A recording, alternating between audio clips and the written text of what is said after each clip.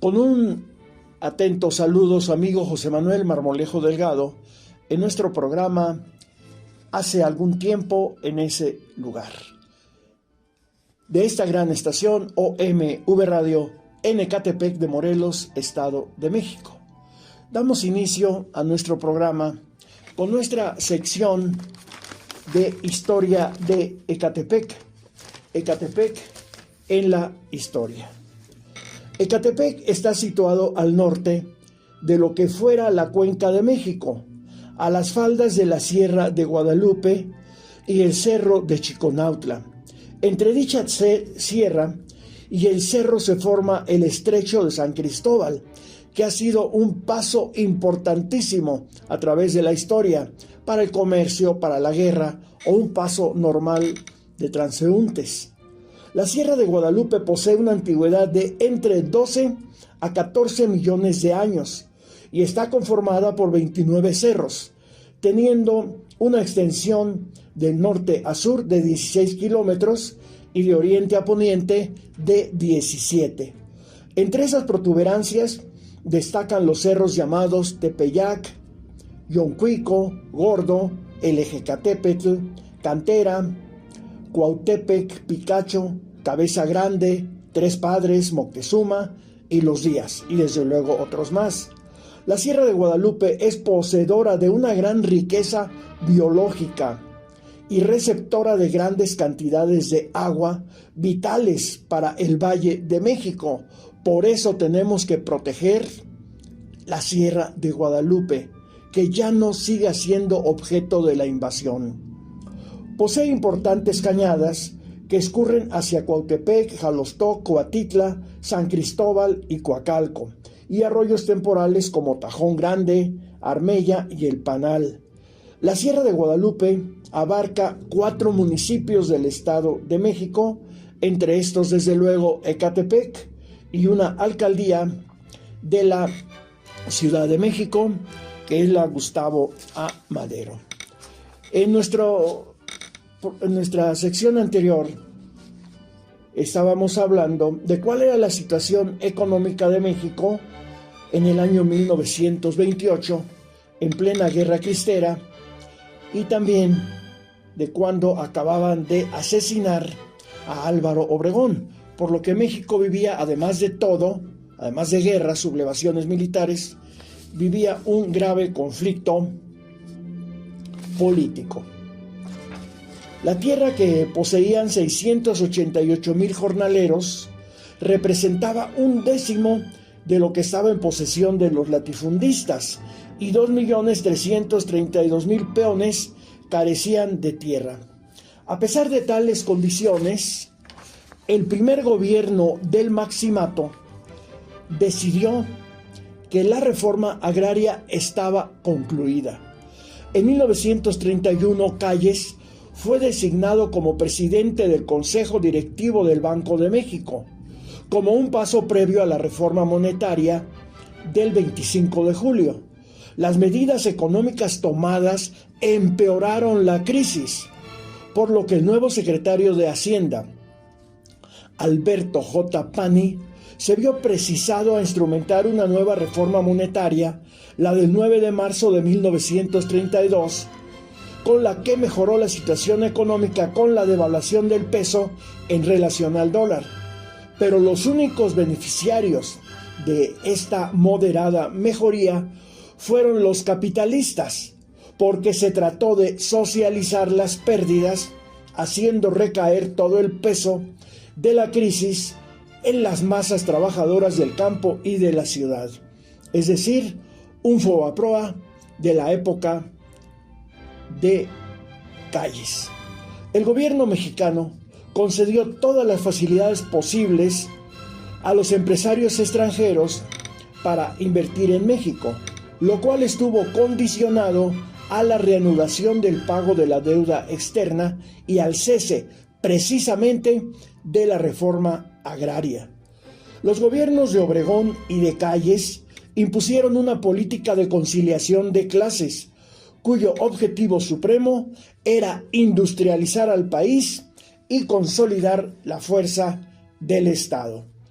Como auxilio a este magno propósito, fomentaron el crecimiento de la CROM de 1920 a 1928, organización que estuvo dirigida por Luis Napoleón Morones, el famoso Luis N. Morones.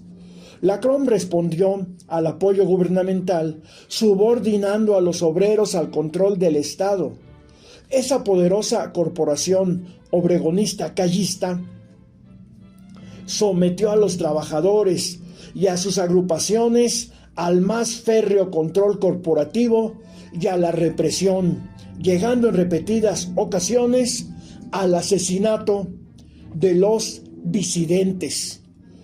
Accionó en medio de la más absoluta corrupción, estableció el terrorismo en contra de los obreros insumisos, pero cuando el actuar despótico de los dirigentes de la CROM no fue suficiente para el sometimiento obrero, el Estado recurrió al uso del ejército mexicano para aplastar, por medio de sangrientos choques, a los trabajadores y a los líderes independientes.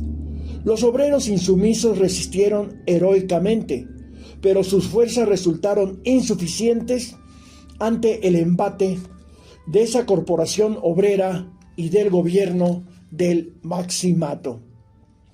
Paralelamente, el Estado respaldó a los capitalistas para que enfrentaran la crisis económica, declarando ilegales una gran cantidad de huelgas, permitiendo la reducción de los turnos de trabajo y lanzando al desempleo a millares de obreros.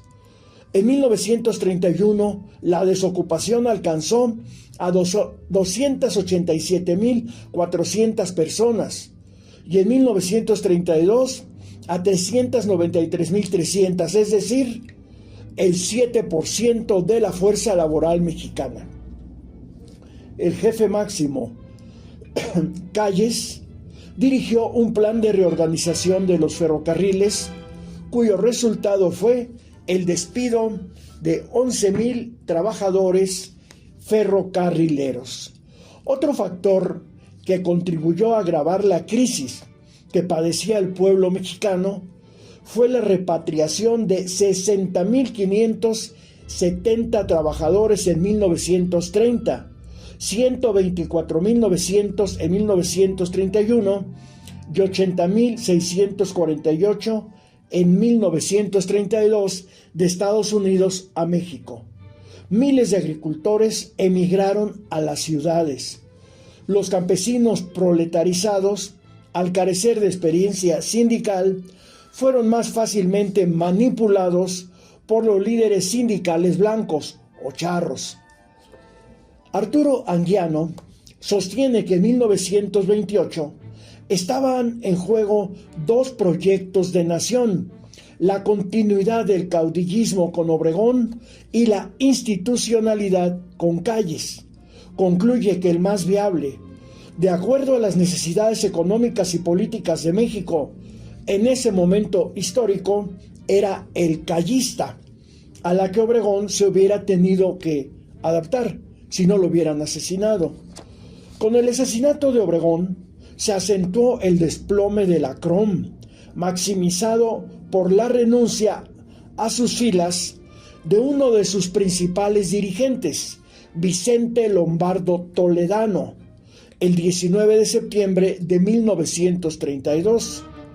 Pero la continuidad de la línea antiobrera ya estaba estructurándose con la creación de la Federación Sindical de Trabajadores del Distrito Federal, FSTDF, comandada por Fernando Amilpa, Jesús Llurén y Fidel Velázquez.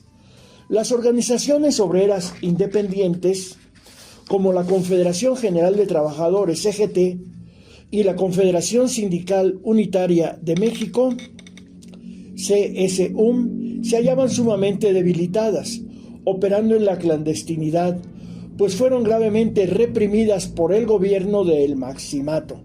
En 1931, Vicente Lombardo Toledano decía: hoy todo es opaco, todo es gris, todo es oscuro.